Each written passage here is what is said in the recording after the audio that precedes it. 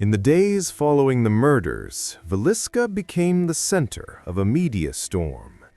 Reporters from Chicago, Kansas City, and even New York arrived by train, desperate for details about the axe fiend of Iowa. They filled the small streets, interviewing townspeople, printing wild theories, and spreading fear like wildfire.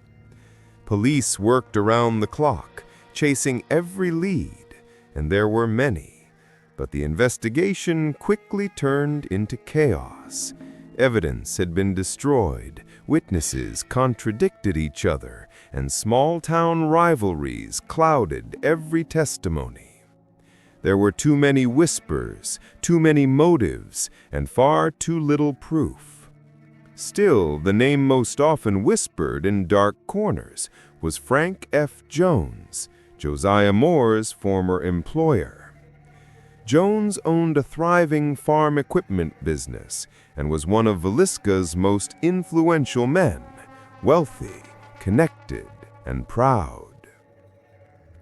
Years earlier, Josiah Moore had worked as a top salesman for Jones' company.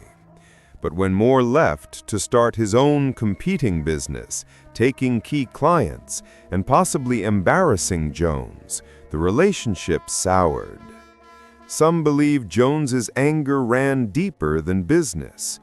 Rumors swirled that Josiah had been romantically involved with Jones's daughter-in-law. Whether true or not, gossip in a small town can be as sharp as any weapon. Frank Jones had motive. He had money, but did he have the means? That's where another man entered the story, William Mansfield, a suspected hired killer. Mansfield was already accused of murdering his own family with an axe 2 years after Villisca. Authorities believed Jones might have paid him to kill Josiah Moore out of revenge. On paper, the theory fit perfectly. Same weapon, same method, same eerie precision. But once again, it fell apart. Mansfield had an alibi for the Villisca night. The case against Jones was dropped. No charges were ever filed. The spotlight then turned back to the strange, unsettling figure of Reverend George Kelly. Kelly was a traveling preacher, known to drift from town to town giving sermons and attending church revivals. Those who met him described him as nervous, twitchy, with a wild stare and a tendency to ramble about religion and sin. He was also known for writing unsettling letters to women and families he barely knew. On the night of June 9, 1912, Reverend Kelly attended the same Children's Day program as the Moore family. He left Villisca by train early the next morning, just hours before the bodies were discovered. Later, he reportedly told people that 8 souls had been murdered in Villisca, even before the news became public. When police finally brought him in for questioning, Kelly confessed. His story was graphic, detailed, and eerily accurate, but something about it didn't right sit. He claimed he'd been compelled by God's voice to kill the Moores, but when pressed on specifics, his story changed again and again. After hours of interrogation, he recanted, saying the confession had been forced. Still, prosecutors believed they had their man. Reverend Kelly was charged with the murders and put on trial. The public watched closely, desperate for closure. But after weeks of testimony, the jury deadlocked. A second trial ended the same way, not guilty. Kelly walked free. And just like that, Villisca was back to square one. 8 people dead, no answers. As the years passed, the case took on a life of its own.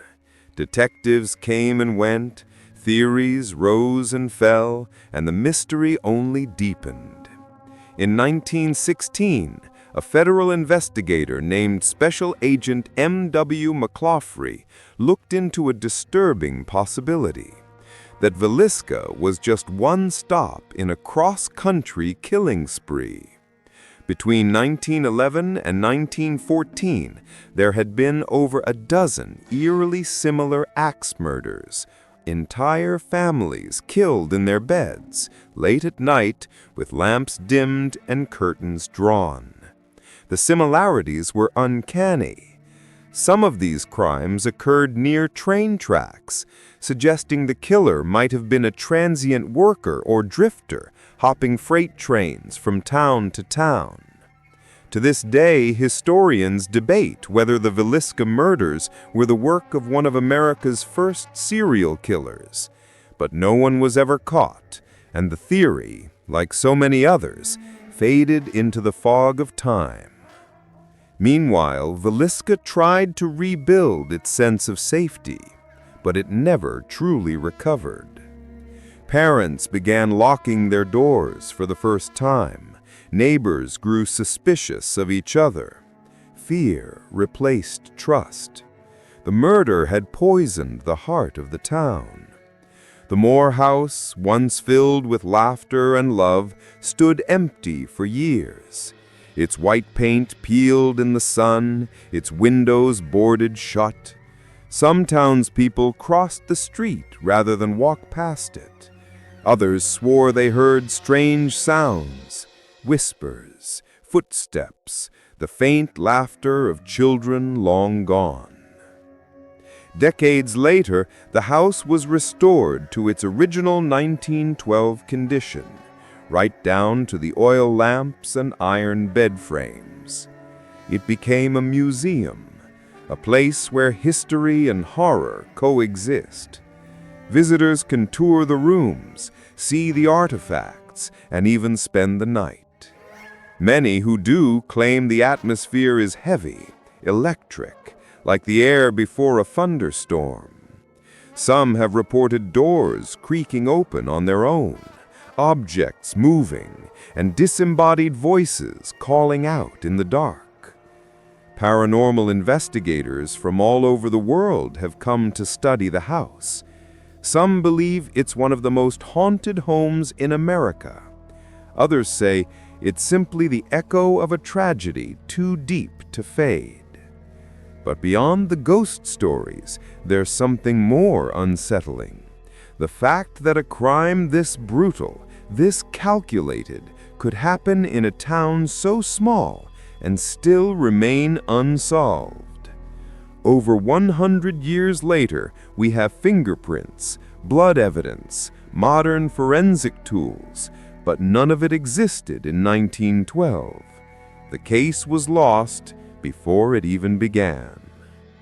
The files from the original investigation are incomplete, scattered across old archives. Witness statements contradict each other. The suspects are long dead. All that remains are the stories and the house itself, standing silent on East 2nd Street, holding on to its secrets. Some say the killer was a stranger who vanished into the night. Others believe he was one of their own, a respected citizen hiding a monstrous side. In a way, both possibilities are equally chilling.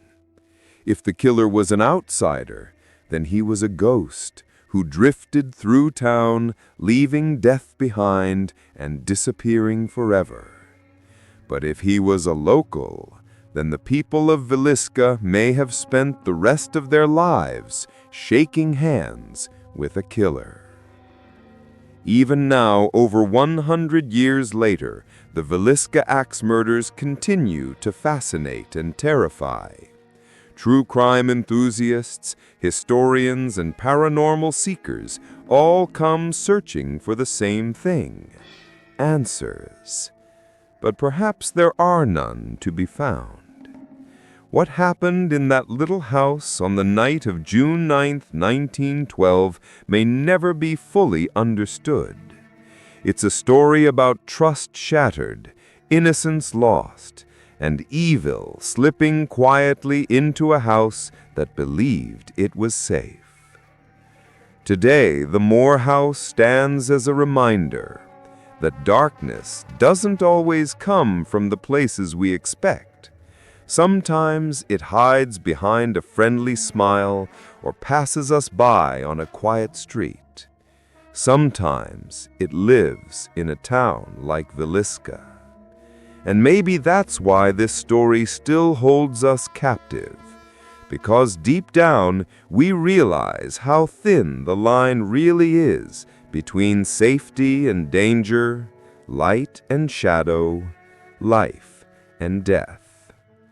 More than 100 years have passed since the Moore family and the Stillinger sisters were laid to rest. Their graves sit quietly